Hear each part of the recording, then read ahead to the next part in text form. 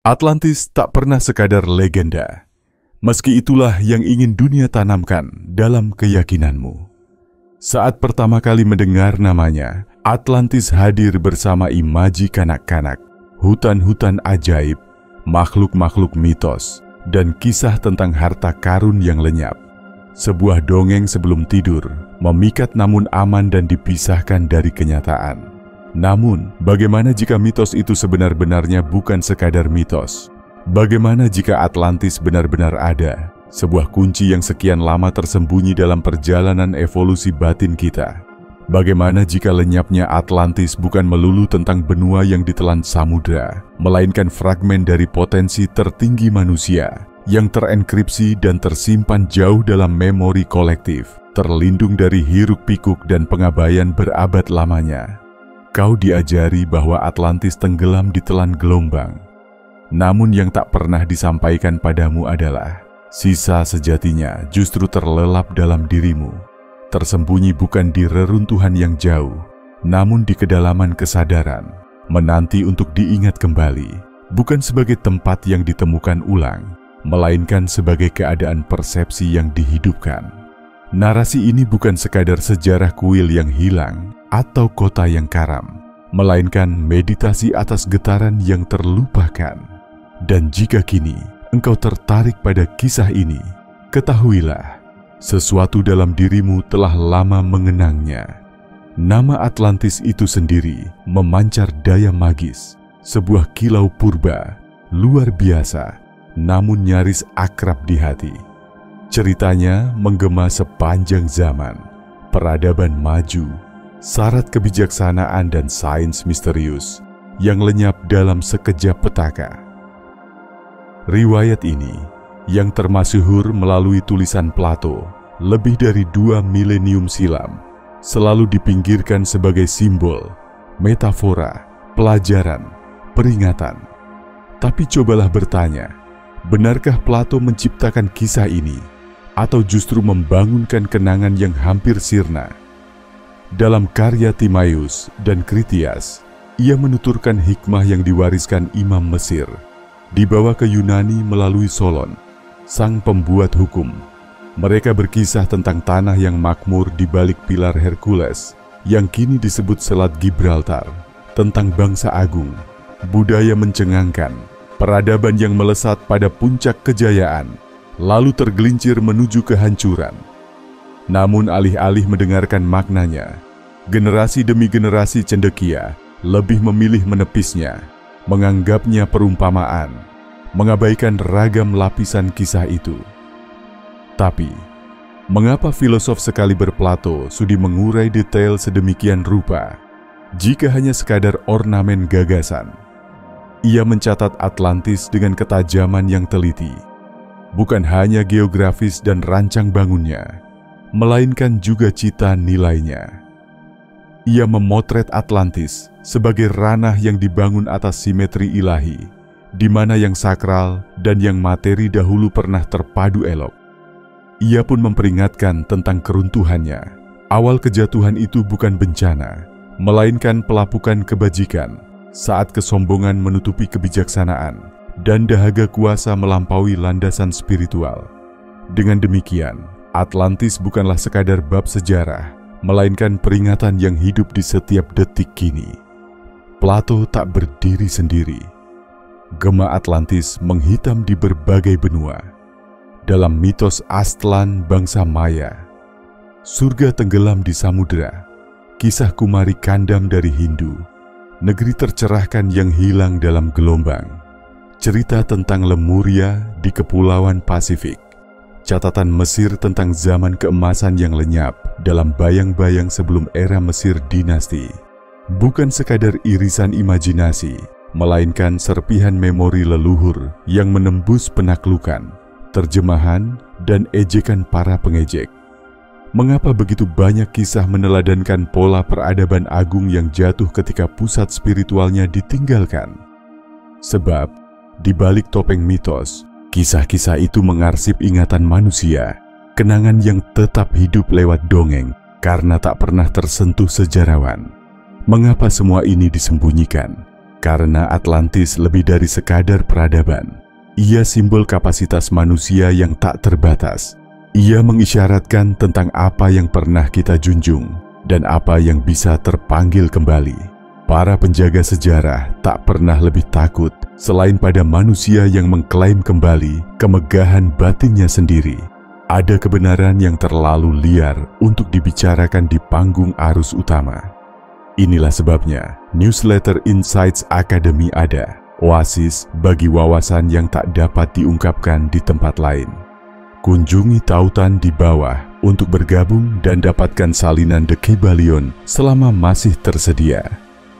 Sejarah arus utama menyuguhkan kemajuan sebagai garis lurus selalu ke depan. Bagaimana jika itu pun ilusi? Bagaimana jika dulu kita telah hidup sebagai dunia yang berakar pada teknologi dan jiwa, era keelokan dan keharmonisan yang tertutup karena kesombongan dan ketimpangan, lalu lenyap dan salah dikenang. Dunia modern, dengan layar tanpa henti dan segala perhitungan, mungkin hanyalah gema suram dari sesuatu yang dahulu jauh lebih agung. Jika dalam hening, kau rasakan kehampaan purba, kerinduan yang lebih tua dari tubuhmu sendiri, ketahuilah kau tak sendiri. Kerinduan itu adalah serpihan kebenaran yang senantiasa kau bawa, memohon untuk diingat kembali, bukan sebagai nostalgia, melainkan pengakuan. Atlantis bukan sekadar zaman yang hilang, ia adalah bayang-bayang yang memantul ke masa kini, dan bila pandanganmu terbuka, kau tak bisa lagi berpura-pura tak melihatnya. Teknologi zaman ini keras, mekanistik, dingin, eksternal, dirancang untuk kecepatan bukan pemahaman. Bandingkan dengan sains legendaris Atlantis, yang tercipta bukan untuk menguasai atau mengalihkan, melainkan untuk menyelaraskan. Teknologi mereka adalah resonansi yang hidup, ikatan antara materi dan pikiran, jembatan berkilauan yang mempersatukan bumi dan keabadian. Bayangkan suatu peradaban yang mengambil daya bukan dari eksploitasi merusak, tapi dari penyaluran niat, di mana kuil menjadi mercusuar cahaya dan suara untuk menghadirkan jiwa pada harmoni, di mana kristal merupakan sekutu cemerlang, bejana sadar untuk menyimpan dan menghantarkan energi, menyembuhkan, dan membangkitkan kesadaran. Ajaran esoterik, teosofi, dongeng Lemuria, visi Edgar Cayce menggambarkan penguasaan Atlantis atas sains spiritual, memadukan kesadaran dengan mekanika alam semesta. Para arsitek Atlantis menata suara, geometri dan kristal, menciptakan monumen dengan ketepatan yang menakjubkan. Piramida mereka bukanlah makam bisu melainkan stasiun daya. Obelisk bukan monumen keegoan, tetapi garpu tala raksasa. Kristal seperti kuarsa murni jadi jantung energetik kota-kota. Ini bukan dongeng belaka, melainkan penguasaan frekuensi jauh sebelum sains modern memahami. Mereka memahami sebuah hukum dasar, segalanya adalah getaran. Pikiran, perasaan, tubuh, dunia, semuanya simfoni frekuensi. Dengan nada tertentu mereka sembuhkan raga dan jiwa, ubah kesadaran, bahkan menggerakkan yang tampak mustahil. Mantra Sanskerta, himne Mesir, nyanyian Tibet, semua adalah peninggalan korespondensi yang lebih dalam dengan kebenaran tersembunyi. Atlantis bukan penemu, mereka pengingat. Namun saat ego membesar dan kekuasaan melencengkan tujuan, bahkan ilmu sakral pun akhirnya disalahgunakan. Kristal untuk penyembuhan dijadikan alat penaklukan. Suara yang semestinya mengangkat diubah menjadi pengendali.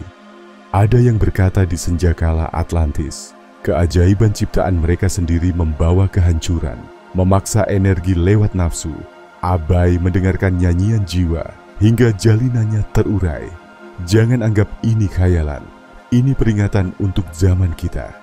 Kini, tangan manusia memancarkan energi yang nyaris tak kita pahami. Sinyal nirkabel, gelombang elektromagnetik, kekuatan tak tampak membalut kita, namun kurang pemahaman makna dan hakikatnya. Atlantean mengamanahkan teknologi hidup, menyatu dalam irama bumi dan bintang. Dan kebijaksanaan ini selamanya diselubungkan, bukan tanpa sebab, melainkan karena ia mengancam kepalsuan yang diwariskan pada kita. Seandainya kau mengerti bahwa tubuhmu adalah instrumen bercahaya, kata-katamu menyembuhkan, pikiranmu mengalirkan realitas, pintu apa yang akan terbuka? Atlantean adalah manusia, hanya lebih sadar akan memori. Kini, kita, dalam diam dan ketekunan pun perlahan tengah mengingat kembali. Kebangkitan ini bukan urusan kristal di rakmu atau gaya spiritual masa kini. Ia adalah pemugaran daya laten di relung batinmu. Atlantis tak dibangun lewat alat-alat, tapi lewat kesadaran. Semakin jauh kita dari ruang suci dalam, kian pudar pula warisan itu. Daya sejati bukan pada alat, melainkan pada kehadiran yang menghidupinya. Mayoritas kisah menyatakan Atlantis tenggelam dalam malapetaka. Namun banjir itu bukan awal, melainkan hela napas terakhir. Guncangan bermula di roh, bukan bumi. Berabad langgeng, Atlantis bersinar jadi kuil hukum semesta. Pengetahuan mereka dipandu jiwa. Para pemimpinnya dipilih karena kemurnian hati dan kejernihan tujuan. Sains, kepemerintahan, pengabdian, semuanya melayani kesadaran. Waktu menyisakan celah. Keajaiban terdistorsi menjadi kesombongan. Pelayanan pada keseluruhan tergusur godaan kendali. Kaum bijak Atlantis, pendeta, cendekia, visioner terpecah. Ada yang setia pada cahaya, ada yang terpikat rayuan kuasa diri. Perpecahan itu tak terjadi lewat pedang, melainkan lewat niat, retakan antara kesatuan dan ego. Begitu perpecahan mengakar, ia menular tanpa halangan. Yang semula penyembuh merosot menjadi alat pengawasan dan konflik. Bumi merespons secara alami. Bila pondasi rohani runtuh, dunia material pun menyusul. Kaisi berbicara tentang anak-anak hukum yang esa, penjaga harmoni dan kesatuan yang dihadapkan pada anak-anak belial yang memilih kepentingan pribadi dan manipulasi. Ketegangan selama generasi akhirnya merubuhkan keseimbangan, bukan karena kutukan ilahi, melainkan buah logis dari kerusakan energi. Kita hidup dalam gaung mereka, dikelilingi daya, namun makin jauh dari jiwanya, menciptakan keajaiban, tetapi kehilangan kebijaksanaan dalam menggunakannya. Kita menguasai biologi dan waktu, tapi ruh kita terpecah, tersesat dalam kegelisahan, menukar keterhubungan dengan bumi dan keheningan agung untuk layar dan hiruk-pikuk tiada henti. Inilah sebab Atlantis dijadikan dongeng sebelum tidur. Sebab bila kebenarannya diterima, kita mesti berani menatap cermin diri sendiri. Kini kita ada di persimpangan mereka, dibujuk untuk mengulang atau tumbuh melampaui. Berhadapan dengan keputusan inti antara penaklukan sadar dan pelayanan sadar, antara penciptaan selaras kesatuan atau dominasi yang tercerai. Kejatuhan Atlantis bukanlah hukuman, melainkan akibat. Sebuah masyarakat terbangun selama mereka mengingat, dan terjungkal kala mereka lupa asalnya. Pelajaran ini tak milik masa lalu, melainkan hidup, berdenyut di setiap detik pilihan. Sejarah ditulis oleh tangan yang diuntungkan dari kelupaan kita. Atlantis tak tersembunyi semata-mata karena kebetulan, melainkan dengan sengaja. Pengetahuannya bukan sekadar terlindas ombak, melainkan disembunyikan untuk menjaga manusia tetap terlelap. Kesadaran semacam itu mengguncang lebih dari sekadar sejarah. Ia mengusik dunia cara pandang kita sendiri. Setelah keruntuhan Atlantis, para penyintas tidak lenyap. Mereka berkelana, menanam benih pengetahuan purba ke seluruh penjuru dunia. Gemanya tetap terdengar dalam sekolah misteri, teks-teks suci, candi batu, dan simbol abadi. Mereka tidak membagikan hikmah secara terang-terangan. Mereka menyalurkan pengetahuan lewat kisah dan simbol, hanya bagi mereka yang mampu mendengar panggilannya. Lihatlah monumen kuno Mesir, geometri piramida yang rumit, bahasa sandi hieroglif, orientasi sakral tempat suci. Semua ini peninggalan penuh maksud, bukan karya pikiran yang disebut primitif, tetapi jejak bijaksana yang melampaui zaman. Jika cerita di balik Sphinx lebih tua daripada pengakuan buku sejarah, dan erosi batunya menimbulkan tanya yang tak terjawab, apalagi yang telah kita salah persepsikan. Para inisiat Mesir tak menyembah berhala, melainkan mengeksplorasi hukum semesta, hukum yang mengatur pikiran, energi, perwujudan, prinsip-prinsip yang pernah menjadi nyata di Atlantis. Namun kemudian datanglah penaklukan, imperium terbentuk, agama dikodifikasi, ingatan dijadikan alat kuasa, ajaran dipelintir, dan mereka yang menjaga nyala api diburu. Apakah mereka disebut bid'ah, penyihir, atau orang gila? Para pembawa kebenaran akhirnya bersembunyi, perpustakaan dibakar, pengetahuan dibungkus sebagai mitos. Atlantis memudar menjadi geografi imajiner, Lemuria berubah jadi dongeng anak-anak, hikmah Hermes dipelintir. Namun ingatan itu tak pernah mati. Ia dijaga dalam bahasa rahasia, diturunkan ke dalam ritual dan kisah, ditulis sebagai lambang yang menunggu hati-hati terpilih. Paling utama, ia tertanam dalam jiwa. Sedemikian dalam hingga pengasingan sejati bukan terjadi di batu atau naskah, melainkan di dalam diri kita sendiri. Jika manusia diajari bahwa ia rapuh dan terputus dari ilahi, ia tak akan pernah mencari harta yang terpendam di dadanya sendiri. Itulah penjara sesungguhnya, budaya yang membuat rasa ingin tahu teranggap gila. Namun kini retakan mulai muncul. Banyak yang, mungkin termasuk dirimu, tengah terbangun, tertarik pada lambang dan misteri, merasakan panggilan bukan untuk percaya, tapi untuk mengingat.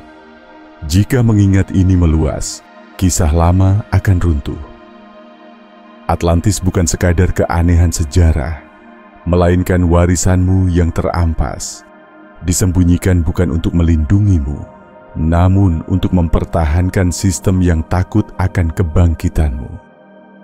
Jalan ini memang tak diperuntukkan bagi semua orang, tetapi bagi mereka yang selalu merasa terasing di dunia ini, yang peka pada lapisan di balik tampak, yang merindukan makna yang tak terucap, mungkin kau membawa ingatan yang lebih tua dari abad ini, bahkan lebih tua dari planet ini dalam wujudnya kini. Atlantis sejati tak ditemukan pada relik, melainkan pada jiwa-jiwa gigih yang terus mengingat dalam diam. Jika sepanjang hidupmu kau menempuh jalan masyarakat, namun selalu merasa naskah itu asing, jika setiap capaian seolah luput dari makna sejati, kekosongan itu adalah isyarat, pesan dari diri kuno, mengetuk tiap detak jantung. Banyak tradisi mistik meramalkan jiwa Atlantis lahir kembali di masa kini, membawa frekuensi yang telah hilang dan menuntun umat manusia menghindari siklus masa lalu. Ini bukan sentimentalitas kosong, melainkan panggilan bagi yang siap mewujudkan ingatan. Rasa tertarikmu pada batu purba, praktik energi, desain sakral, bukan tren, tetapi kenangan yang bangkit. Mungkin kau telah lama merasakan emosi lebih dalam, membaca suasana di tempat orang lain mati rasa, menembus kepura-puraan dengan mudah. Alih-alih berlebihan, bisa jadi kau lebih terjaga. Sensitivitas itu ciri khas sebuah jiwa kuno yang selaras dengan frekuensi, intuisi, dan harmoni. Kerap kau tertarik pada peradaban atau tempat suci yang hilang, atau melihat simbol yang bersinar dengan makna tak terjelaskan. Itu bukan kebetulan, melainkan gema yang menuntunmu membuka jati diri yang terpendam. Pengetahuan terdalammu tak pernah butuh pembenaran luar. Jiwa Atlantean tak haus gelar dramatis atau pengakuan lantang. Diam-diam mereka hadir sebagai penyembuh, penanya, pengguncang pola lama di bumi saat ini untuk menenun kebangkitan lewat kehadirannya. Tugas mereka bukan membangun ulang Atlantis secara fisik, melainkan menyalakan kembali getarannya. Mereka hadir bukan membentuk agama baru, melainkan secara halus menyiarkan memori yang hidup. Kau tak perlu penegasan, tak butuh label. Jika kata-kata ini beresonansi dalam batinmu, kau telah tahu. Mengingat bukan proses intelektual, melainkan desisan yang terasa di sumsum tulang. Jika jiwamu tergerak, itu bukan rasa ingin tahu semata, melainkan pengakuan. Kau tak sampai di sini secara kebetulan. Kau telah mendengar panggilan dan menjawabnya.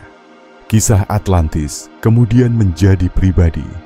Suatu saat, setiap pencari mengalami pergeseran inti dari bertanya, benarkah Atlantis nyata, menjadi, mungkin akulah kelanjutannya yang hidup.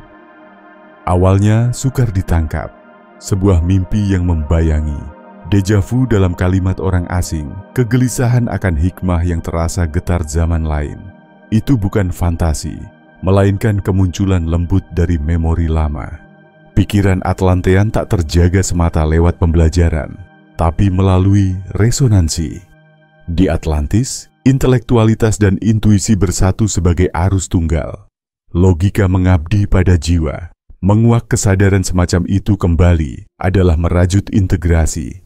Kesadaran bahwa benakmu tak terbatas, jembatan lintas semesta. Sains modern kini baru mengintip kebenaran ini. Pikiran sadar tak terpenjara di otak, melainkan memancar sebagai medan, merentang antara dunia tampak dan tak tampak. Di setiap meditasi, nafas terarah, momen saat kau gunakan keheningan untuk kembali ke inti, kau telah melangkah ke irama Atlantean. Pemrograman lama, ketakutan, kurang, keterpisahan, mencair ketika kau mengambil kembali ruang bagi frekuensi aslimu. Proses ini bukan tentang mengumpulkan informasi, tapi bangkit ke dalam kehadiran. Kau mulai merasa bahkan tanpa mata, mendengar tanpa telinga, mengetahui kebenaran di luar kata-kata. Spirit Atlantis tumbuh lewat ekspansi, bukan dominasi. Setiap insan teranyam dalam jejaring kolektif, bersatu dengan bumi, bintang, dan sumber. Ketuhanan tak lagi berupa entitas jauh, melainkan hadir melalui hidup yang dijalani dengan penuh kesadaran. Menapaki jalan ini berarti membentuk duniamu lewat kesadaran, bahwa pikiranmu adalah energi, perasaanmu membentuk realitas, dan keyakinan terdalammu menjadi garpu tala dunia yang kau lewati. Mudah terasa oleng saat pola lama mencair, persahabatan luntur, hasrat berubah wajah, riuh hidup harian terasa menyesakan. Namun ketidaknyamanan ini adalah terobosan, bukan keruntuhan. Kebangkitan Atlantean berputar keluar, menguji, kembali dan makin mendalam. Kau tak hadir di sini untuk lari dari dunia, melainkan mengangkat dan mentransmutasikannya menjadi begitu terjaga sehingga kehadiranmu sendiri jadi undangan sunyi bagi yang lain untuk bangun juga. Jika Atlantis semata mitos, mengapa usaha menertawakannya demikian keras? Mengapa institusi mengejek? Mengapa upaya menutup mata begitu gigih? Penolakan itu mengisyaratkan betapa penting maknanya. Penindasan bukan karena takut pada dongeng, melainkan gentar pada akibat bila kau mengingat. Sebab pengetahuan tentang Atlantis mengubah sendi identitas, mengembalikan ketak terdugaan dan kebebasan. Dan tak ada yang lebih mengusik para arsitek kepatuhan dibanding benak yang tak lagi terpaku. Kebisingan zaman ini, gangguan tanpa henti, notifikasi mendesak, menjerat kita dalam jaring lupa. Ini bukan kebetulan, melainkan buah desain. Sederhana tujuannya, membuatmu terus bergerak, terus mengonsumsi, menghalangi pertanyaan yang lebih dalam, hingga pencarian kebenaran di dalam dirimu meredup. Kita diajari untuk meragukan segala yang tak bisa dibeli, dilihat, diukur, sehingga intuisi, energi, memori diam-diam dicap ilusi. Namun kebijaksanaan Atlantis tak pernah hancur, hanya tertimbun di bawah lapisan berabad-abad keraguan dan olok-olok. Jika cukup banyak yang tersambung pada warisan aslinya, tatanan kekuasaan masa kini kehilangan pijakan. Seluruh sistem itu bertumpu pada pemisahan, dari planet, dari sesama, dari pengetahuan dirimu sendiri. Atlantis adalah panggilan akan kesatuan, koherensi, dan kedaulatan rohani. Apa jadinya Jika umat manusia memahami bahwa kebenaran itu bersumber dari dalam, bahwa tubuh kita adalah sensor dan kuil, bahwa kesadaran kita adalah pencipta utama, masyarakat semacam ini tak bisa lagi dikendalikan dengan cara lama. Bukan lewat kekerasan, tapi lewat kehilangan relevansi. Saat kau mengenali kekuatanmu, kau tak lagi menukarnya begitu saja. Karena itulah, kebenaran terdalam biasanya disamarkan sebagai fiksi. Lebih mudah menertawakan ketimbang menindas kebangkitan langsung. Atlantis dijadikan dongeng anak-anak karena sejarah aslinya adalah bara, mengungkap siapa kita dulu dan apa yang masih bisa kita wujudkan. Kini, di dunia yang penuh data, namun lapar kebijaksanaan, jiwa merindukan sesuatu yang melebihi sekadar bertahan hidup. Kadang, perlawanan dimulai dari ingatan, bukan sekadar detail yang disembunyikan, tetapi getaran yang kau rasakan tiap kejujuran hadir di lingkupmu. Itulah resonansi yang terbangun kembali, dan saat ingatan itu meluas, kekuatan yang hendak mengerdilkanmu memudar, bukan lewat konfrontasi, melainkan dengan kau tumbuh melampaui pengaruhnya. Atlantis menjadi ancaman bukan karena kekuatan, melainkan karena mengingatkan akan kemungkinan yang pernah ada. Dunia selaras roh dan benak bukan ilusi. Ia adalah preseden, dan jika dahulu dapat diwujudkan, maka kini pun dapat hidup kembali, bukan lewat dekrit, melainkan lewat individu, satu realitas dalam satu waktu. Atlantis tak dimaksudkan lenyap dalam arsip, melainkan menjadi cetak biru suci, bukan soal bangunan megah, tetapi cara hidup, cara terhubung, cara mencipta. Ia adalah zaman di mana dunia dalam dan luar saling mencerminkan kemegahan. Meski reruntuhannya telah pudar, jejaknya tetap. Kode kesadaran bertahan, menunggu untuk dipanggil lagi. Kembalinya Atlantis bukan bangkitnya daratan secara fisik, melainkan kemunculan kembali frekuensi yang lama tertidur di dalam dirimu. Ini bukan tentang benua yang muncul, melainkan tentang kebangkitan di kedalaman batin. Dimanapun, serempak. Undangan Atlantean tak diumumkan lewat fanfara, tetapi terpancar dalam pilihan sunyi, harian, nyaris tak dianggap, dalam caramu memperlakukan dunia, sabar yang kau berikan pada diri sendiri, rasa ingin tahu yang kau rawat. Atlantis baru tak akan dibangun dari batu, melainkan dari kesadaran, niat, dan kehadiran yang jujur.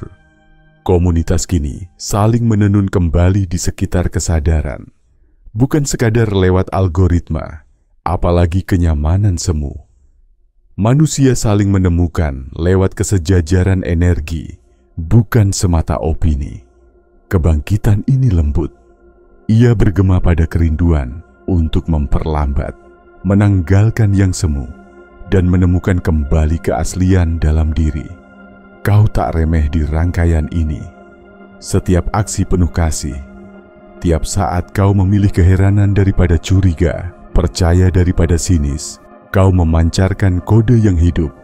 Disinilah memori Atlantean menguat, hingga bukan lagi jejak samar masa silam, melainkan ritme nyata yang bergetar di zaman ini.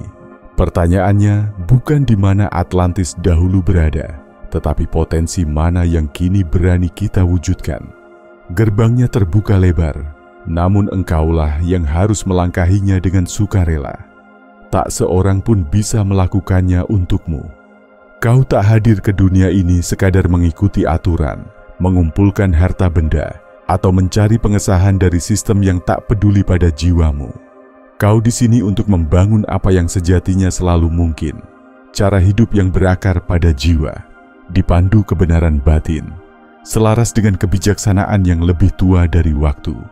Kesuksesan kini bukan lagi tentang penumpukan, tetapi harmoni, damai, bermakna, kehadiran yang sadar. Atlantis baru bukanlah kota yang diangkat dari dasar laut, melainkan kesadaran yang bangkit dalam keseharianmu, dalam hela napasmu, dalam kebenaran yang engkau wujudkan. Tubuhmu kini adalah kuil, kesadaranmu adalah teknologi, kesejajaranmu adalah kanalnya. Ketika kau melangkah penuh kejelasan, berbicara dengan niat, bertindak dari kedamaian, kau sedang meletakkan pondasi Atlantis yang baru. Namun perjalanan ini tak bersifat pasif. Mengetahui kisahnya hanyalah langkah awal. Untuk mewujudkannya, kau harus hidup sebagai insan yang mengingat. Planet ini tidak perlu lebih banyak data. Ia membutuhkan contoh hidup, jiwa-jiwa yang menerangi lanskap lewat keteladanan, bukan argumen. Kau tak menunggu revolusi, kau sendiri adalah revolusi itu. Jika kau merasa dipanggil untuk melangkah lebih dalam, pertimbangkan untuk bergabung di newsletter kami, Insights Academy. Melalui tautan di bawah, tempat kami berbagai ajaran terdalam yang tak bisa dibagikan di tempat lain, serta salinan gratis The Kybalion untuk mendukung pencarianmu. Kau tak dilahirkan untuk melupakan, mengecil, atau menutupi cahaya dirimu demi kenyamanan. Kau hadir untuk membawa arus purba ini ke zaman yang sangat mendambakan keterhubungan kembali. Kaulah jembatan yang hidup, menenun kembali yang terlupa menjadi mungkin, dan setiap pilihan menyalakan resonansi yang melampaui apa yang mampu kau lihat. Jangan menanti persetujuan, jangan tunggu dunia siap. Perjalanan untuk mengingat dimulai dari langkah berani menembus yang tak diketahui. Atlantis bukan tanah untuk dicari, melainkan ingatan yang harus diwujudkan. Sekali sudah kau lihat, kau tak mungkin menutup mata kembali. Jika pesan ini menggema dalam hatimu, biarkan suaramu bersatu dengan kami di komentar, ketik "Saya mengerti". Dan lebih dari itu, bawalah percikan ini terus maju. Gelombang ingatan kini bergerak menembus dunia, dari hati yang terbangun satu demi satu.